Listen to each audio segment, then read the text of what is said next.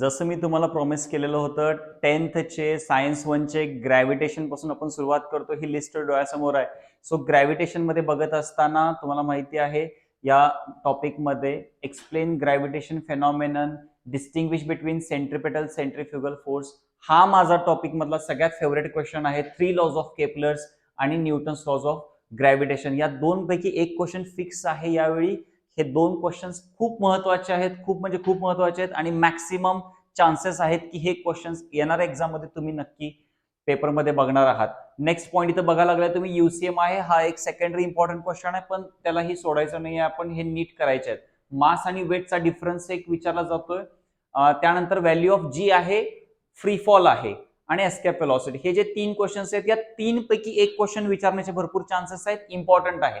Value of जी करत असताना तुम्हाला माहिती आहे की तिथं व्हेरिएशनचे पण कन्सेप्ट तिथं दिलेले आहेत. म्हणजे G on the surface of the earth किती आहे, अबाउट एका हाईटवर किती आहे, अँड बिलो मीन्स डेप्थला पण किती आहे, ह्याच्यासाठीचं पण एक्सप्रेशन्स नीट करून जावा, ऍटलीस्ट न्यूमरिकल एकदा बघून जावा त्याचे. वेटलेसनेस हा एक अंडरडॉग क्वेश्चन आहे या टॉपिक मधला, इतकं आपण त्याला महत्व देत नाही, पण इम्पॉर्टंट क्वेश्चन आहे, तुम्हाला माहिती असू दे.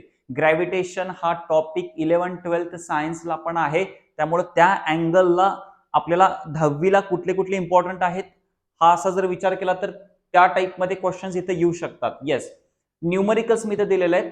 या टॉपिक मधले सगळेच्या सगळे जे सॉल्व्ह केलेले न्यूमरिकल्स आहेत आणि जे एक्स्ट्रा एक्सरसाइज मध्ये न्यूमरिकल्स आहेत ते नक्की करा. ग्रॅव्हिटेशन हा असा टॉपिक आहे की त्याच्यात थेरी पण इम्पॉर्टंट आहे, न्यूमरिकल पण इम्पॉर्टंट आहे, दोन्ही गोष्टी इम्पॉर्टंट आहेत, अगदी व्यवस्थित करायला पाहिजे. नेक्स्ट टॉपिक आहे periodic classification of elements. Science वनचा हा दुसरा टॉपिक आहे, आयएमपी टॉपिक आहे. ह्याच्यामध्ये हे जे तुम्हाला दिसायला लागले हे भविष्यवाणी आहे 2023 ची. येस, यातले तीन मधला एक तरी फिक्स क्वेश्चन आहे. डोबेरेनियस ट्रायड आहे, न्यूलँड्स लॉ ऑफ ऑक्टेव्ह आहे आणि मेंडेलिव्ह पिरियडिक टेबल आहे. आयदर हे तीन पैकी एक येणार आणि मी पुढे एक दोन क्वेश्चन्स तिथे लिस्ट केलेले आहेत, या दोन पैकी एक क्वेश्चन फिक्स येणार आहे.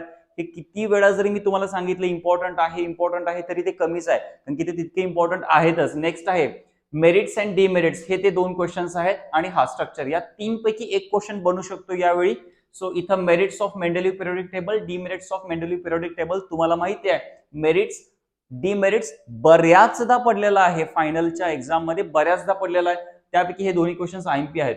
नेक्स्ट आहे इथं variation of electronic configuration in groups and period, म्हणजे इलेक्ट्रॉनिक कॉन्फिगरेशन ग्रुपमध्ये जात असताना, तुम्हाला माहिती आहे ग्रुप म्हणजे कॉलम मध्ये येत असताना, पिरियड म्हणजे लेफ्ट टू राईट जात असताना हे कसं चेंज होईल म्हणजे बाबा इलेक्ट्रॉन्स ऍड होईल का शेल्स ऍड होतील, याबद्दल तुम्हाला थोडंसं बोलावं लागेल. नेक्स्ट पॉइंट आहे इथे राईट डिटेल पिरियॉडिक ट्रेंड्स. आता तुम्हाला माहिती आहे पिरियॉडिक ट्रेंड्स बद्दल बोलायचं झालं तर व्हॅलेन्सी आहे, ॲटॉमिक साईज आहे, दुसऱ्या दोन तीन मेटॅलिक कॅरेक्टर्स आहेत, नॉन मेटॅलिक कॅरेक्टर्स आहेत, ह्या सगळ्या गोष्टी इथं बोलल्या जायला पाहिजेत, इथं डिटेल समजावून घेतलं पाहिजे हे. त्यानंतर एक्सरसाइज मधले हे क्वेश्चन्स मी इथं दिलेले आहेत, तुम्ही प्लीज ते एक्सरसाइजच्या पेजवरती जाऊन प्रॉपरली बघा. हे इम्पॉर्टंट क्वेश्चन्स आहेत, एक्सरसाइज मधले बिलकुल सोडू नका, कारण की एक्सरसाइज बेस्ड पण भरपूर S1 चा पेपर आजपर्यंत तुम्ही बघितलेला आहे. तर एक्सरसाइज मधले 4, 5, 6, 7 हे जे इथले क्वेश्चन्स आहेत एक्सरसाइज मधले खूप इम्पॉर्टंट आहे. सर तुम्ही हे सगळं सांगायला लागलाय, ठीक आहे सर, आम्हाला या क्वेश्चन्स मध्ये प्रॉब्लेम वाटायला लागले, ह्याचे आन्सर्स कसे काय काय आहेत हे आम्हाला जाणून घ्यायचं आहे. तुम्हाला त्यासाठी मी इथं कॉन्टॅक्ट नंबर दिलेला आहे माझा, तुम्ही कधीही त्याच्यावरती यातला कुठला जो क्वेश्चन तुम्हाला डाऊट वाटायला लागलाय किंवा इव्हन सायन्स 1 सायन्स 2 असू दे, जर काय डाऊट वाटत असेल तर तुम्ही या नंबरवरती कॉन्टॅक्ट करा, व्हॉट्सअप करा, तुमचा डाऊट मी नक्की त्याच्यावरती रिप्लाय देईन. नेक्स्ट टॉपिक बघू शकताय तुम्ही. नेक्स्ट टॉपिक आहे, येस थर्ड टॉपिक आहे केमिकल रिएक्शन्स अँड इक्वेशन्स. या टॉपिक मध्ये हा टॉपिक स्टार्ट व्हायच्या आधीच मी तुम्हाला फिक्स क्वेश्चन येणार आहे, तो सांगतो. Balance the chemical reaction. Yes, कुठली तरी एक अनबॅलन्स इक्वेशन देणार आहे, केमिकल इक्वेशन, आणि ती तुम्हाला बॅलन्स करावे लागतील. 3 मार्क्ससाठीचा आयएमपी क्वेश्चन आहे हा. इथं पोझिशन मी सांगतो, हा क्वेश्चन 3 मार्कालाच येणार आहे, फिक्स क्वेश्चन आहे, इम्पॉर्टंट आहे. ते जर सोडलं तर तो एक जर कन्सेप्ट सोडला तर केमिकल रिएक्शनचे डेफिनेशन वगैरे एक मार्कला विचारले जाऊ शकतात. हे रूल्स आहेत, रूल्सच्या पेक्षाही मला वाटतं की तुम्हाला एक डायरेक्ट इक्वेशन देणार आणि बॅलन्स करा, या टाईपचा क्वेश्चन आहे. म्हणजे माझ्यासाठी फेवरेट क्वेश्चन आहे. क्वेश्चन नंबर 3 इथं खूप फेवरेट आहे माझा, मॅक्सिमम चान्सेस आहेत विचारल्याचे.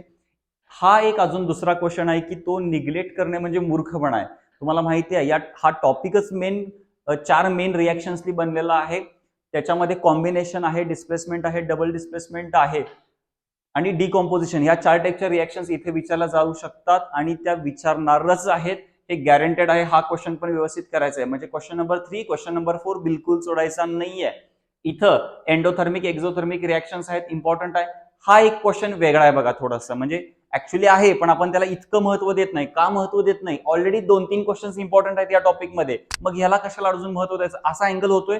तसा विचार करू नका. Rate of chemical reaction important आहे, कारण की हा क्वेश्चन असा आहे की 5 मार्काला विचारला जाऊ शकतोय, 4 मार्क म्हणजे मॅक्सिमम मार्क्सला विचारला जाऊ शकतो. एक मोठा क्वेश्चन म्हणून याच्याकडे तुम्ही नक्कीच बघू शकता.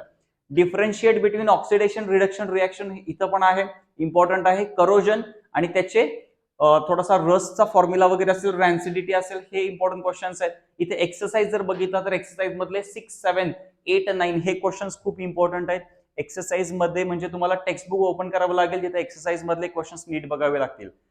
जसं की तुम्हाला माहिती आहे की हा नंबर मी तर तुमच्यासाठीच दिलेला आहे. काय डाऊट असतील तर तुम्ही या नंबरवरती नक्की कॉन्टॅक्ट करा.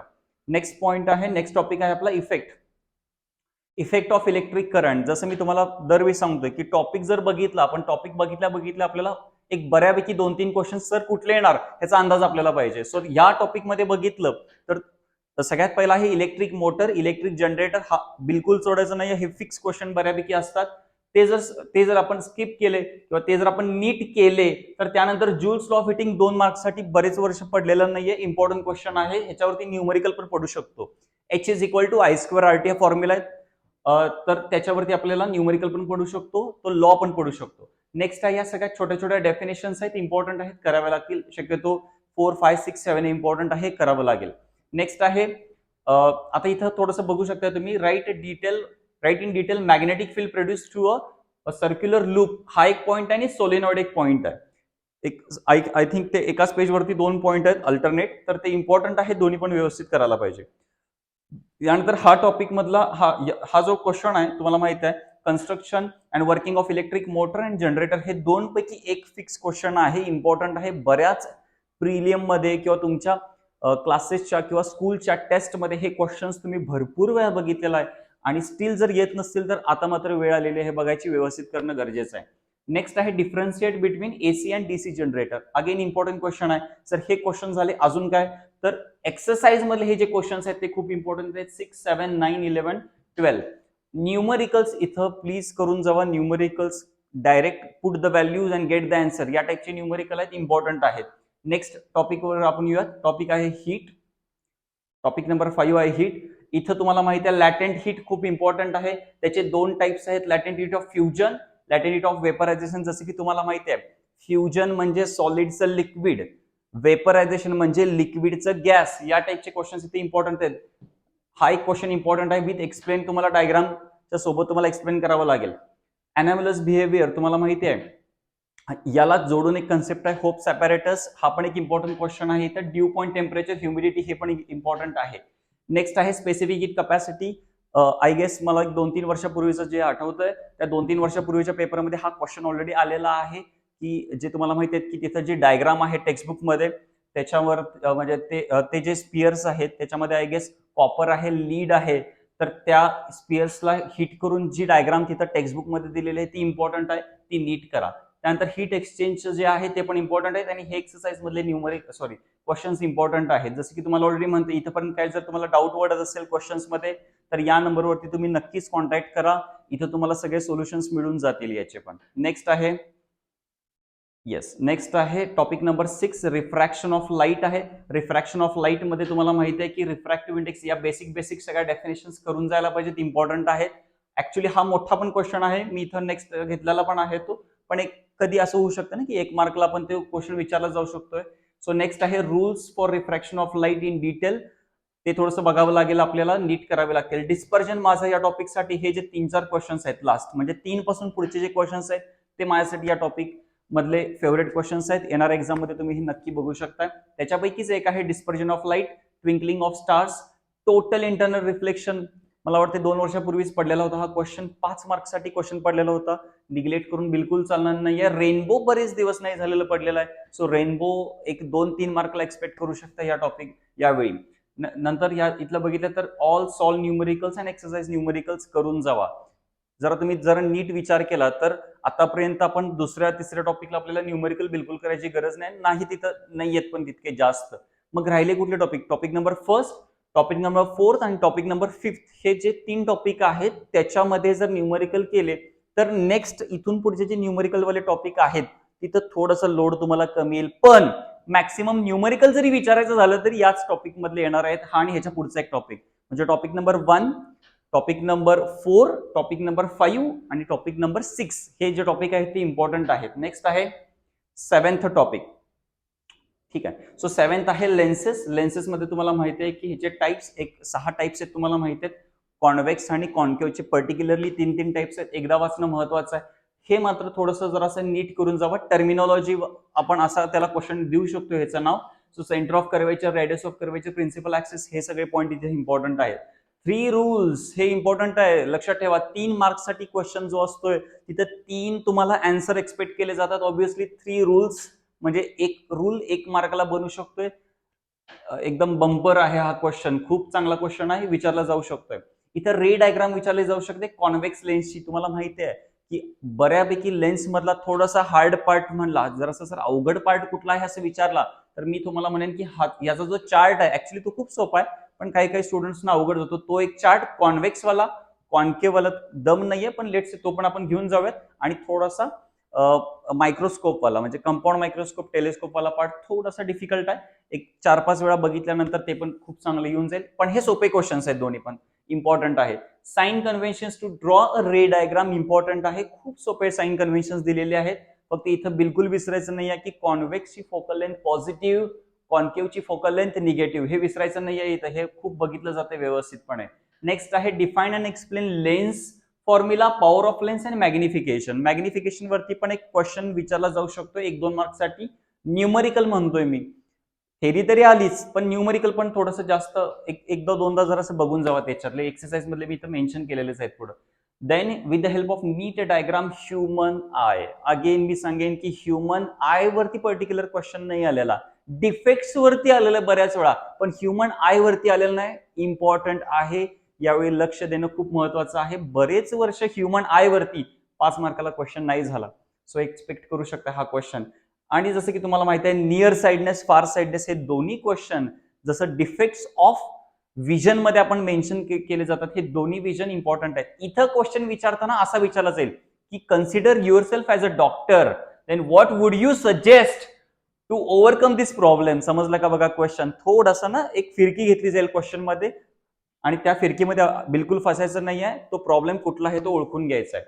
नेक्स्ट आहे येस, इथं थोडासा हा तुम्हाला माहिती आहे की टॉपिक मोठा आहे त्यामुळे थोडेसे जास्त क्वेश्चन झालेले आहेत. युजेस ऑफ कॉन्केव्ह लेन्स आहे. युजेस ऑफ कॉन्व्हेक्स लेन्स मध्ये तुम्हाला माहिती आहे simple microscope, compound microscope, telescope important आहे. ह्याचं वर्किंग बघून जावा 2-3 वेळा, खूप इम्पॉर्टंट आहे. आणि हे एक्सरसाइज मधले क्वेश्चन आहेत. क्वेश्चन नंबर 8 जो आहे तो न्यूमरिकल बेस्डचे क्वेश्चन्स आहेत, प्लीज करून जावा, हे इम्पॉर्टंट आहे. क्वेश्चन नंबर 4 आहे गिव्ह रिझन, थोडंसं इम्पॉर्टंट आहे इथं. जसं की तुम्हाला ऑलरेडी मी सांगितलेलं आहे की हा माझा नंबर मी इथं दिलेला आहे. जर कुठल्याही क्वेश्चन मध्ये डाऊट वगैरे असेल तर प्लीज विचारत जावा. इथे माझा कॉन्टॅक्ट नंबर दिलेला आहे. नेक्स्ट आहे येस, नेक्स्ट टॉपिक असेल आपला टॉपिक नंबर 8 आहे मेटलर्जी. तुम्हाला माहिती आहे की मेटलर्जी हा एक असा टॉपिक आहे की थोडा ना एक जास्त अभ्यास करावा लागतो याला, असं सहजासहजी नाही होत आहे. So physical properties of metals and non metals ह्याच्यामध्ये जनरल रिएक्शन्स दिलेले आहेत, प्लीज त्या पहिला करा, देन त्याचे एक्झाम्पल्स करा, खूप इझी जाईल. नेक्स्ट आहे details of chemical properties. Again details of chemical properties of metals and non metals, again IMP questions आहेत, इम्पॉर्टंट क्वेश्चन्स आहेत. General properties of ionic compound important आहे. मेटलर्जी इम्पॉर्टंट आहे. What is meant by corrosion and how we can prevent it. तुम्हाला माहिती आहे की कुठल्या methods आहेत की त्या प्रिव्हेंट होऊ शकतात, सो त्या तिथे मेन्शन करणं इम्पॉर्टंट आहे. हे एक्सरसाइज मधले क्वेश्चन आहेत 5 आणि 8. आणि हा वाला क्वेश्चन एक इम्पॉर्टंट आहे. आय गेस 4 ते 5 वर्षापूर्वी हा क्वेश्चन पण पडलेला होता 5 मार्कांसाठी. बेअर्स प्रोसेस हॉल्स मेथड म्हणजे काय तिथं अगेन तुम्हाला माहिती आहे की हा एक्स्ट्रॅक्शन ऑफ अल्युमिनियम मध्ये एक क्वेश्चन येतोय, तर एक्स्ट्रॅक्शन ऑफ अल्युमिनियम बद्दल अजून थोडंसं विचारलं जाईल. 5 मार्क्ससाठी इम्पॉर्टंट क्वेश्चन आहे. नेक्स्ट आहे topic number 9 carbon compound. Sir यातला फिक्स क्वेश्चन कुठला, तर हा क्वेश्चन आहे. तुम्हाला माहिती आहे की नॉमेनक्लेचर सिस्टीम वरती एक तरी क्वेश्चन फिक्स बनतोय. जसं रिएक्शन वरती एक क्वेश्चन फिक्स बनतोय तसं नॉमेनक्लेचर सिस्टीम वरती फिक्स एक क्वेश्चन बनतोय, तो करायलाच पाहिजे. सो तो करण्यासाठी तुम्हाला माहिती आहे या टॉपिक मधले सगळे चार्ट करणे महत्वाचं आहे. एकही चार्ट सोडणे म्हणजे मूर्खपणा आहे. कम्प्लिटली हातातले मार्क घालवल्यासारखा प्रकार आहे हा. सो नेक्स्ट आहे हायड्रोकार्बन, त्याचे दोन टाइप्स तुम्हाला माहिती आहे, सॅच्युरेटेड हायड्रोकार्बन, अनसॅच्युरेटेड हायड्रोकार्बन. तरी देखील त्याचे थोडेसे डेफिनेशन खूप इम्पॉर्टंट आहे. नेक्स्ट आहे homologous series of alkane, alcohol and alkenes. थोडंसं बघून जावं, इम्पॉर्टंट आहे. अगेन हे चार्ट मध्ये मी ऑलरेडी मगाशी मेन्शन केलेलंच आहे, स्टील अजून इथं पण एकदा मेन्शन केलं. नेक्स्ट आहे chemical properties of carbon compound. इथे थोडेसे रिएक्शनचा पार्ट आहे, तो नीट करून जावं. बरेच दिवस नाही क्वेश्चन झाला याच्यावरती, इम्पॉर्टंट क्वेश्चन आहे हा पण. नेक्स्ट आहे इथेनॉल आणि इथेनॉइक ऍसिड. हा पण एक, हे जे 3 क्वेश्चन्स आहेत ते अंडरडॉग क्वेश्चन्स आहेत. हे बरेच वर्ष नाही पडलेले, 4-5 वर्ष नाही झालेले, पण इम्पॉर्टंट आहेत आणि मोठे क्वेश्चन्स पण आहेत, त्यामुळं करून जायला पाहिजे. नेक्स्ट आहे एक्सरसाइज मधले हे 2, 4, 5, 6, 7 एक क्वेश्चन इम्पॉर्टंट आहेत, नक्की करून जावा. नेक्स्ट टॉपिकवर आपण येऊयात, जो की आपला लास्ट टॉपिक असेल, स्पेस मिशन. स्पेस मिशन तुम्हाला माहिती आहे की इथं अगेन सेल्फ ओन्ड आन्सर्ड विचारलं जाईल, detail and need of importance of space mission विचारलं जाईल, आर्टिफिशियल सॅटेलाइट वरती विचारलं जाईल. इथं नोट तुम्हाला माहिती आहे की HEO, MEO आणि LEO, that is hi earth orbit satellite, low earth orbit satellite, medium earth orbit satellite, ह्याच्यावरती विचारलं जाईल. नेक्स्ट आहे moon mission, Mars mission, Indian space technology important आहे. स्पेस डेब्रिस थोडासा माझ्यासाठी इम्पॉर्टंट क्वेश्चन आहे. एक्सरसाइज मधले हे क्वेश्चन्स इम्पॉर्टंट आहेत. सो ही तुमची टोटल लिस्ट होती 1st to 10th टॉपिक मध्ये. ह्याच्यामध्ये काय डाऊट असेल तर नक्की या नंबरवरती कॉन्टॅक्ट करा.